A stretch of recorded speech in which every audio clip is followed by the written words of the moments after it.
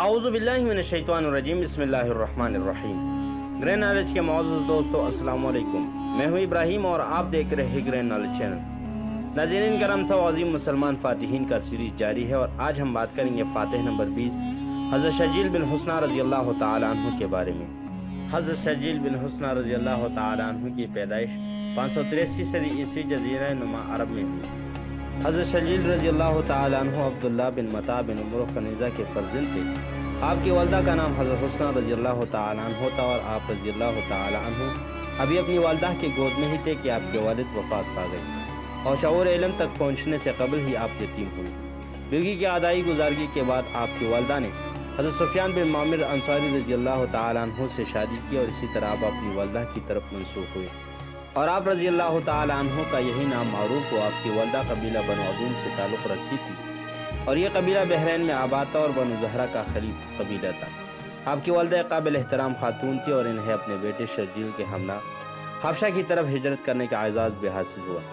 رسول اللہ صلی اللہ علیہ وسلم کو جب نبوت کا عظیم ترین اعزاز حاصل ہوا تو اس وقت حضرت شرجیل بن حسنہ رضی اللہ تعالی عنہ اپنے ستیلے باپ حضرت سفیان بن معمر بن حبیب انصاری رضی اللہ تعالی عنہ کی کفالت میں پرورش پا رہے تھے اور اپنی والدہ کی جانب سے آپ کے دو بھائی حضرت جابر بن سفیان اور حضرت جنادہ بن سفیان رضی اللہ تعالی عنہ بھی گھر کے آنگن میں یکے بعد دوسرے رونق افروز ہوئے۔ رسول اللہ صلی اللہ علیہ وسلم نے جب نبوت کا اعلان کیا تو حضرت شرجیل بن حسنہ رضی اللہ تعالی عنہ کے والدین نے اسلام قبول کرنے کا اعزاز حاصل کیا۔ چنانچہ آپ رضی اللہ تعالی عنہ کو بچپن میں ہی اسلامی ماحول میسر ہوا۔ اس نازک ترین دور میں اسلام قبول کرنے کا شرف حاصل کرنے والے مسلمانوں پر مصائب اور الام کا پہاڑ توڑ دیے جاتے تھے اور انہیں ظلم و ستم کی چکی میں پسا دیا جاتا تھا۔ ان کو بہانے جسموں پر بے دردی سے کوڑے برسا دیے جاتے تھے اور تپتی ہوئی ریت پر برہنہ جسموں کے ساتھ انہیں گھسیٹ دیا جاتا تھا اور دہتے ہوئے آگ کے شعلوں پر پیٹ کر ان کے بل چھاتی پر بھاری پتھر رکھ دیے جاتے تھے اور اذیت سے دوچار کرنے کے لیے جو بھی خطرناک سے خطرناک حربہ ہو سکتا تھا وہ آزمایا جاتا تھا۔ امر واقع ہے کہ دعوت اسلامی کے حوالے سے تاریخ کا وہ خولناک، دہشتناک اور امناک ترین دور کے وہ سیاہ تاریخ زمانے کی لہو رنگ تاریخ کی ورگردانی کرنے والوں کے روئی کھڑی کر جاتا ہے۔ کوئی ایسا ظلم باقی نہ بچتا تھا جو انہیں مسلمانوں پر روا کیا نہ ہو، کوئی ایسی اذیت نہ تھی جو ان کے پاکیزہ جسموں پر آزمائی نہ گئی ہو۔ دنیا کا ہر وہ سزا ان کے جسم سے آشنا ہو چکی تھی۔ تپتی ہوئی ریت پر گھسیٹتے ہوئے اور شعلہ زن انگاروں پر لیٹتے ہوئے اللہ اکبر کا نعرہ مستانہ لگانے انہی کا کمال تھا جن کے سینوں پر انوار رسالت براہ راست پڑ رہی تھی اور جن کے دل نور ایمان سے منور ہو چکے تھے۔ جب کفار کی جانب سے ایذائے رسانی حد سے بڑھ گئی تو ان کی کشتگان خنجر تسلیم اور رضا کو بارگاہ رسالت سے حبشہ کی طرف ہجرت کرنے کا حکم ملا۔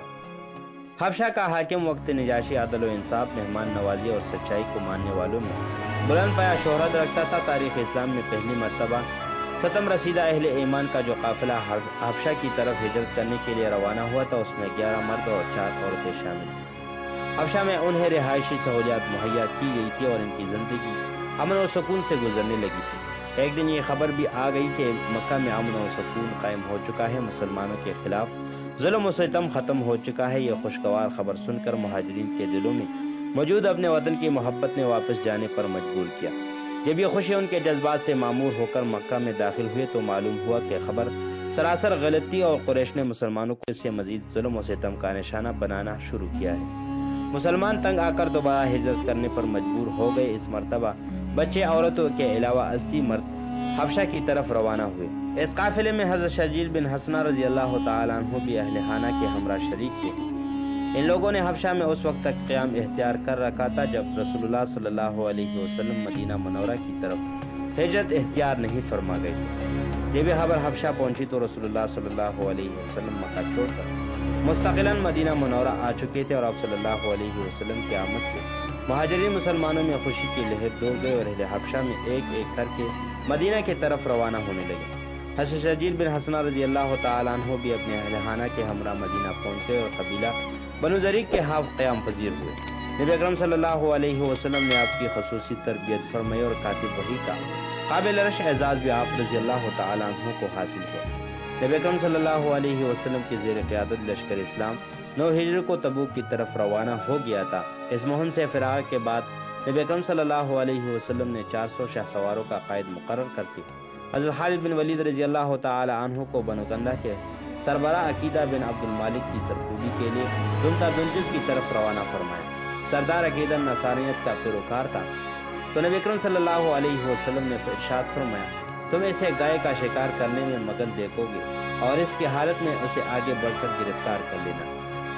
بارگاہ رسالت صلی اللہ علیہ وسلم سے یہ حکم پا کر حضرت خالد بن ولید رضی اللہ تعالی عنہ اپنی منزل کی طرف روانہ ہوئے۔ چاندی رات میں سہانے اور دل فریب موسم سے لطف اندوز ہوتا ہوا سردار عقیدہ اپنی بیوی سے رباب کے ہمراہ قلعہ میں بیٹا شغل میں نوشی میں مصروف تھا۔ تھوڑی دیر بعد ایک خوبصورت صحت مند اور دلکش نیل گائے دوڑتی ہوئی آئی اور قلعے کے دروازے سے ٹکر مارنے لگی۔ ملکہ نے دلربا انداز میں انگلاتے ہوئے بنگڑیوں کو نما ہونٹوں کو جنبش دیتے ہوئے کہا کہ جان من، دیکھو تمہارا مرغوب شکار خود چل کر تمہارے سامنے آیا ہے، میری جان جاؤ اسے جا کر شکار کر لاؤ اور شراب و شباب کے اس دل فریب موسم میں کباب کی آمیزش بھی ہو جائے۔ چنانچہ سردار عقیدر اپنے اگوڑا تیار کروایا اور اپنے سگے بھائی حسان اور دو غلاموں کے ہمراہ شکار کے پیچھے لپٹا۔ انہیں کچھ خبر نہ تھی کہ ان کی نقل و حرکت پر کوئی نظر جمائے ہوئے تھے۔ حضرت خالد بن ولید رضی اللہ تعالی عنہ اپنے جاننثار ساتھیوں کے ہمراہ یہ منظر غضب آلود نگاہوں سے دیکھ رہے تھے کہ سردار بے خوف و خطر حفاظتی اقدامات کے بغیر ہی قلعے سے باہر نکل آئے ہیں۔ جون ہی وہ اپنے گھوڑے سے دوڑاتے ہوئے قلعے سے باہر آیا تو ان پر اچانک حملہ کیا گیا۔ سردار عقیدت کا بھائی حسان مقابلے میں مارا گیا۔ سردار کو گرفتار کر کے رسول اللہ صلی اللہ علیہ وسلم کی خدمت عالیہ میں پیش کیا گیا۔ آپ صلی اللہ علیہ وسلم نے سالانہ جزیہ ادا کرنے کی شرط پر اسے معاف کیا اور واپس اپنی ریاست میں آ کر تخت نشین ہوا۔ نبی اکرم صلی اللہ علیہ وسلم نے حضرت شجیل بن حسنہ رضی اللہ تعالی عنہ کو عقیدر کی ریاست اور دیگر ساحلی علاقوں میں آباد قبائل سے جزیہ وصول کرنے کے لیے اپنا سفیر مقرر کیا۔ یہ قبائلی شام کی سرزمین سے متصل بحر قلزم کے ساحلی علاقے جات تک آباد تھے۔ حضرت شجیل بن حسنہ رضی اللہ تعالی عنہ کی طرف پیغام ارسال کر کے قاصد کے ذریعے ہدایت دی کہ آپ جہاں ہے وہی رک جائیے اور حضرت خالد بن ولید رضی اللہ تعالی عنہ کی آمد کا انتظار کریں۔ حضرت شجیل رضی اللہ تعالی عنہ دربار خلافت کا حکم سن کر وہی رک گئی۔ ان کی قیادت میں لشکر تازہ دم تھا۔ کچھ عرصے کے بعد حضرت خالد بن ولید رضی اللہ تعالی عنہ وہاں پہنچے تو انہوں نے اپنے ساتھ لیا اور مسلمہ کذاب کے مقابلے کے لیے یمانہ کی طرف روانہ ہوئے۔ وہ پوری طرح مسلح ہو کر اپنی لشکر کی قیادت کرتا ہوا میدان میں خیمہ زن تھا۔ پہلی مرتبہ کامیابی حاصل کرنے کی وجہ سے ان کے حوصلے بہت بلند ہوئے، لیکن حضرت خالد بن ولید رضی اللہ تعالی عنہ کی قیادت میں لشکر اسلام نے جرأت، شجاعت، تجربہ کاری اور بے جگری کا مظاہرہ کرتے ہوئے دشمن کے چیخیں نکال دی۔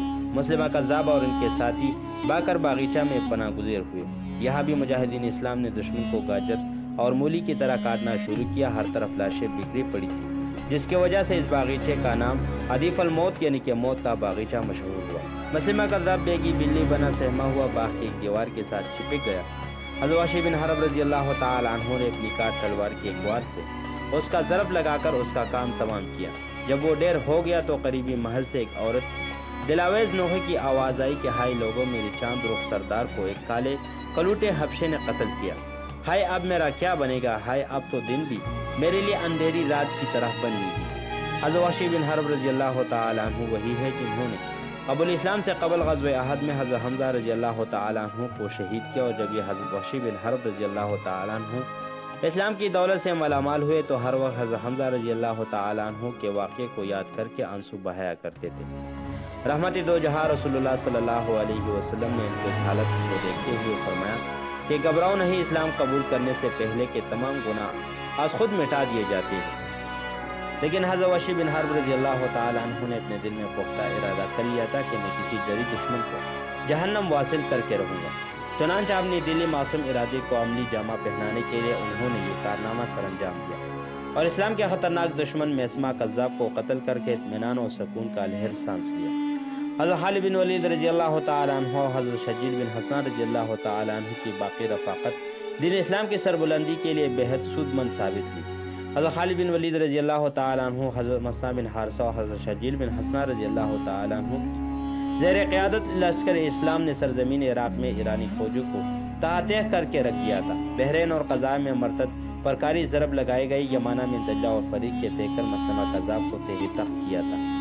حضرت ابو بکر رضی اللہ تعالی عنہ جب یہ سنا کہ رومی فوج نے جزیہ نما عرب کی سرحد علاقے کے مشہور مقام پر یرموک کی نقل و حرکت شروع کر دی ہے تو وہ لشکر اسلام کو ناقابل تلافی نقصان پہنچانے کا عزم کیے ہوئے ہیں، اور اس نے جزیرہ عرب کے شمالی علاقات میں بسنے والے بعض قبائلوں سے بھی راہ و رسم قائم کر لیے تھے۔ تو اس خطرناک نئے صورتحال کا جائزہ لیتے ہوئے حضرت ابوبکر رضی اللہ تعالیٰ عنہ نے مختلف محاذوں پر برسرکار جرنیلوں کو ہدایت جاری کرتے ہوئے حکم نامے جاری کیے۔ حضرت خالد بن ولید رضی اللہ تعالیٰ عنہ کو وادی تیمہ میں فروکش کرنے کی ہدایت کی۔ حضرت عمر بن عاص رضی اللہ تعالیٰ عنہ کو لکھا گیا کہ اگرچہ آپ کو بعض قبائلوں سے زکوٰۃ وصول کرنے کے لیے مقرر کیا گیا تھا، لیکن میں آپ کے ذمہ ایک ایسا فریضہ سونپ رہا ہوں جو آپ کے لیے دنیا اور آخرت میں بہتر ہوگا۔ انہوں نے دربار خلافت سے آیا ہوا حکم نامہ پڑھ کر جواب دیا کہ میں اسلام کا ایک تیر ہوں اور آپ تیر انداز ہیں۔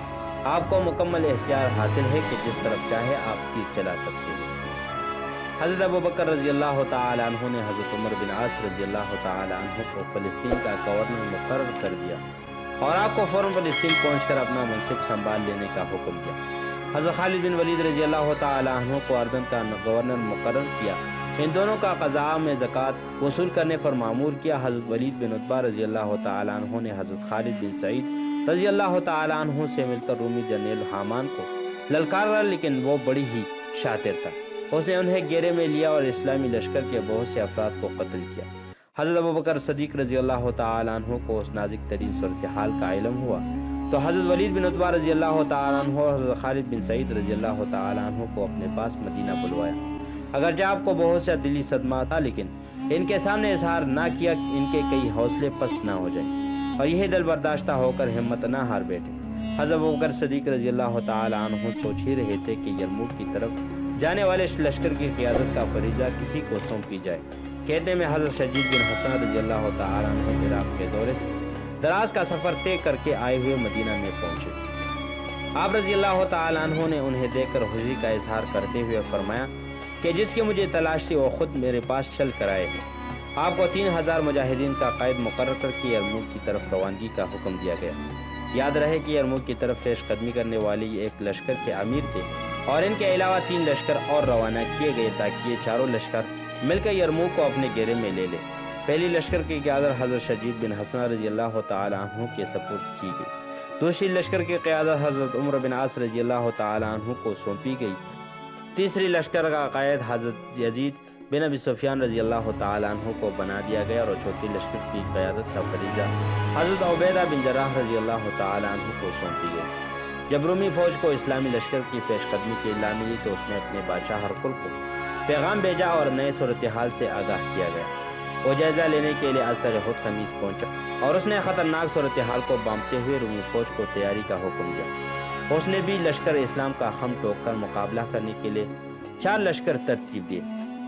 جب فوجیں تیار ہو گئی تو اسلامی لشکر کے جنرلوں نے رومی فوج کی بے پناہ تعداد کی پیش نظر باہمی صلح مشورے سے طے کیا کہ اب ہمیں قیادت کے زیر اثر یہ جنگ لڑنا چاہیے، کیونکہ ماضی میں جب بھی ایسا نازک ترین موقع آیا ہے تو مکمل اتحاد اور یگانگی کی بدولت ہی مٹی پر مسلمان مجاہدین نے کثیر و تعداد کفر پر غلبہ حاصل کیا۔ نئی صورتحال کو پیش نظر رکھتے ہوئے حضرت ابوبکر صدیق رضی اللہ تعالیٰ عنہ سے اجازت طلب کی گئی تو آپ رضی اللہ تعالیٰ عنہ نے حضرت خالد بن ولید رضی اللہ تعالیٰ عنہ کو لکھا کہ اپنی جگہ کسی دوسرے کو جنرل مقرر کر کے پہلی فرصت میں یرموک پہنچ جائے۔ آپ اس وقت تک ایرانی فوج کا مقابلہ کرتے رہے تھے۔ حکم پاتے ہی آپ رضی اللہ تعالیٰ عنہ حضرت مسنا بن حارثہ رضی اللہ تعالیٰ عنہ کو لشکر کی قیادت سونپی۔ دشوار گزار راستوں کو تیزی سے عبور کرتے ہوئے یرموک پہنچ گئے۔ پورا لشکر اسلام حضرت خالد بن ولید رضی اللہ تعالیٰ عنہ کی قیادت میں آثار نو منظم ہو گیا۔ اس لشکر میں ایک خاص بات دیکھنے کو آئی تھی کہ سالار لشکر نے 100 تجربہ کار نڈر مجاہدین کو اسلام کا فدائی قرار دیا۔ ان فدائیوں میں حضرت شجید بن حسن رضی اللہ تعالیٰ عنہ کا نام بھی تھا۔ ہر جوان مرد شاہ سوار تنہا پورے لشکر کو تیار کرنے کی صلاحیت رکھتا تھا۔ لشکر اسلام کے دائی سمت کے سالار حضرت عمر بن عاص رضی اللہ تعالیٰ عنہ تھے، اور حضرت شجید بن حسن رضی اللہ تعالیٰ عنہ ان کے پیچھے گھڑ سوار دستے کی قیادت سر انجام دے رہے تھے۔ وسط لشکر میں حضرت ابو عبیدہ بن جراح رضی اللہ تعالیٰ عنہ متعین تھے، اور ان کے دائیں بائیں حفاظتی اقدامات پر حضرت اکرمہ رضی اللہ تعالیٰ عنہ اور حضرت قعقاع بن عمرو رضی اللہ تعالیٰ عنہ متعین تھے۔ سب سے پہلے ان دونوں جری بہادروں کو سالار اعلیٰ حضرت خالد بن ولید رضی اللہ تعالیٰ عنہ نے دشمن پر حملہ کرنے کا حکم دیا۔ انہوں نے حکم مانتے ہی رومی فوج پر حملہ کیا۔ گھمسان کا رن پڑا، تلواروں کی جھنکار، گھوڑوں کی سنسناہٹ اور سپاہیوں کی چیخو پکار سے کان پٹے جا رہے تھے۔ لشکر کے درمیان میں حضرت شجیل بن حسنہ رضی اللہ تعالیٰ عنہ دائیں بائیں پنترے بدلتے ہوئے مشرکین کو تیعتیق کر رہے تھے۔ لشکر اسلام کو اس میدان میں فتح و نصرت نصیب ہوئی۔ اس جنگ میں حضرت شجیل بن حسنہ رضی اللہ تعالیٰ عنہ نے اپنی جرأت، بہادری، شجاعت کاری اور تجربہ کاری اور بے جگری کا ایسا منظر پیش کیا کہ دیکھنے والے پلکیں چپکاتے ہوئے بھول گئے تھے، اور آپ کی جنگی کارنامے تاریخ میں سنہری باب کی حیثیت اختیار کر گئی۔ مسلمانوں کو جنگ یرموک میں بے مثال فتح و نصرت اور شادمانی حاصل ہوئی تھی، لیکن ساتھ ہی خلیفۃ المسلمین حضرت ابوبکر صدیق رضی اللہ تعالیٰ عنہ کی وفات، حسرت عیاد کی غمناک خبر بھی آئی۔ حضرت عمر فاروق رضی اللہ تعالیٰ عنہ مسترد خلافت پر جولہ افروز ہوئے، اور انہوں نے حضرت خالد بن ولید رضی اللہ تعالیٰ عنہ کو ان کے عہدے سے معزول کر کے حضرت عبیدہ بن جراح رضی اللہ تعالیٰ عنہ کو سپہ سالار اعلیٰ مقرر کیا۔ جنگ یرموک میں بے مثال کامیابیوں سے مجاہدین اسلام کے حوصلے بے پناہ بلند ہوئے۔ حضرت عبیدہ بن جراح رضی اللہ تعالیٰ عنہ کی زیر قیادت لشکر اسلام نے آگے بڑھتے ہوئے حضرت عمر فاروق رضی اللہ تعالیٰ عنہ کے مشورے اور جنگی تدابیر کے عین مطابق مقام محفل اور دمشق پر قبضہ کرنے کے لیے چڑھائی کی۔ اہل فیل نے شہر کو بچانے کے لیے کثیر مقدار میں پانی چھوڑ دیا، لیکن مجاہدین اسلام نے صرف ایک ہی دن اور ایک رات میں شہر پر قبضہ کیا۔ فیل پر قبضہ کے لیے حضرت شجیل بن حسنہ رضی اللہ تعالیٰ عنہ نے بے مثال جرأت، شجاعت، بہادری اور تدبیر کا مظاہرہ کیا۔ دمشق پر قبضہ کر لینے کے لیے حضرت ابو عبیدہ بن جراح رضی اللہ تعالیٰ عنہ نے حضرت خالد بن ولید رضی اللہ تعالیٰ عنہ کو وسط لشکر کے دائیں جانب، حضرت عمر بن عاص رضی اللہ تعالیٰ عنہ کو بائیں کی جانب اور سوار دستوں کی قیادت حضرت عیاض بن غنم رضی اللہ تعالیٰ عنہ کی سپردگی اور پیادہ فوج کی سپہ سالار حضرت شجیل بن حسنہ رضی اللہ تعالیٰ عنہ کو تما دی۔ اسلامی لشکر 14 ہجری ماہ محرم میں پورے جاؤ جلال اور شان و دبدبے سے دمشق میں داخل ہوا۔ عظیم مسلمان جرنیلوں کی زیر قیادت مسلمانوں نے مسلسل 10 ماہ تک شہر کا محاصرہ جاری رکھا۔ آخرکار مجاہدین شہر کے اندر داخل ہوئے اور دمشق پر قبضہ مکمل کر کے اسلامی پرچم لہرا دیا گیا۔ اس کے بعد حضرت عمر فاروق رضی اللہ تعالیٰ عنہ نے حضرت شجیل بن حسنہ رضی اللہ تعالیٰ عنہ کو لشکر کے ہمراہ بیسان شہر پر چڑھائی کا حکم جاری کیا۔ یہ شہر عدل میں شامی سرحد کے قریب واقع ہے اور اپنی زرخیزی، میٹھی پانی کی چشمے اور اعلیٰ اور عمدہ لذیذ کھجوروں کی پیداوار کے لیے بہت مشہور ہے۔ بیسان کے باشندے جانے بچانے کے لیے قلعہ بند ہو گئی۔ چند دن بعد محاصرہ ختم کیا گیا اور لڑائی شروع ہو گئی۔ مسلمانوں کا پلٹا بہت باری رہا اور اہل بیسان صلح پر مجبور ہوئے۔ بیسان پر قبضہ کے بعد حضرت شجیل بن حسنہ رضی اللہ تعالیٰ عنہ طبیعہ کی طرف روانہ ہوئے اور صلح کی بنیاد پر اس شہر پر قبضہ حاصل کر لیا۔ رومی فوج کے مشہور جنرل اربطون نے دمشق پر دوبارہ قبضہ حاصل کرنے کے لیے نئی منصوبہ بندی کے ماتحت رماتا اور ندیم کے قریب باری تعداد میں رومی لشکر کو جمع کیا۔ حضرت عمر فاروق رضی اللہ تعالیٰ عنہ نے اس کے مقابلے کے لیے حضرت شجیل بن حسنہ رضی اللہ تعالیٰ عنہ اور حضرت عمر بن عاص رضی اللہ تعالیٰ عنہ کو روانہ کیا۔ ندیم کے مقام پر دونوں لشکر آپس میں ٹکرا گئے۔ مجاہدین اسلام دشمن کو تحیہ کرتے ہوئے تیزی سے آگے بڑھنے لگے۔ رومی جنرل اربطون نے اپنے لشکر کے ہمراہ پسپانی اختیار کیا اور واپس پلٹ کر دمشق کی طرف بھاگا۔ اسلامی لشکر نے اس کا تعاقب کیا اور اربطون ڈرتا ہوا، سہماتا ہوا مصر کی طرف فرار ہو گیا، اور اسی طرح بغیر شرکت کے دمشق پر مسلمانوں کا مکمل قبضہ ہوا۔ 18 ہجری کو سرزمین شام میں طاعون کی وبا پھیل گئی۔ ادھر سرزمین حجاز میں قید نازل ہو چکا تھا۔ بارشیں نہ ہونے کی وجہ سے پورا حجاز بری طرح سے اقتصادی بحران کا شکار ہوا تھا۔ اسی میں حضرت عمر بن عاص رضی اللہ تعالیٰ عنہ نے حضرت شجیل بن حسنہ رضی اللہ تعالیٰ عنہ سے فرمایا کہ یہ طاعون کی وبا اللہ تعالیٰ کا ایک غضب ہے۔ یہ بات سن کر حضرت شجیل بن حسنہ رضی اللہ تعالیٰ عنہ فرمانے لگے کہ ایسا نہ کہیے، کیونکہ اللہ تعالیٰ کے بعض بندے اس بیماری کا شکار ہو کر آخرت کو سدھار رہے ہیں۔ حضرت معاذ بن جبل رضی اللہ تعالیٰ عنہ کے اکلوتے بیٹے کو جب طاعون کی بیماری لاحق ہوئی تو آپ گھبرا گئے، لیکن بیٹے نے باپ کو دلاسا دیا۔ حضرت عمر فاروق رضی اللہ تعالیٰ عنہ نے حضرت امیر معاویہ رضی اللہ تعالیٰ عنہ کو دمشق کا گورنر نامزد کیا اور حضرت شجیل بن حسنہ رضی اللہ تعالیٰ عنہ کو اردن کا گورنر مقرر کیا گیا۔ یہ اعلیٰ منصب آپ کو اعلیٰ خدمات کے اعتراف کے طور پر پیش کیے گئے۔ تاریخ اسلام کی بے مثال جری، شجاع اور بہادر اور مدبر جنرل حضرت شجیل بن حسنہ رضی اللہ تعالیٰ عنہ 18 ہجری میں طاعون کی بیماری میں مبتلا ہو گئے اور اسی سال آپ نے داغ اجل کو لبیک کہہ دیا۔ آپ کے کارنامے تاریخ اسلام میں ہمیشہ روز روشن کی مانند جگمگاتے رہے گی۔ اللہ تعالیٰ ان کے قبروں پر لاکھوں رحمتیں فرمائے۔ تو اس دعا کے ساتھ کہ اللہ تعالیٰ ہمارا خاتمہ بالایمان کرتے اور نیکی کرنے کی توفیق عطا فرمائے۔ تو ہماری آج کی بہترین ویڈیو کا اختتام ہوتا ہے۔ مزید اس طرح کی دلچسپ ویڈیو کے لیے ہمارا یوٹیوب چینل سبسکرائب کیجیے اور بیل آئیکن کو دبانا مت بھولیے تاکہ تمام نئی ویڈیو کی اپڈیٹ آپ کو بروقت ملتی رہے۔ تو ملتے ہیں اگلے ویڈیو میں، اس وقت تک کے لیے اپنے اور اپنے والدین کا بہت سا خیال رکھیے۔ السلام علیکم۔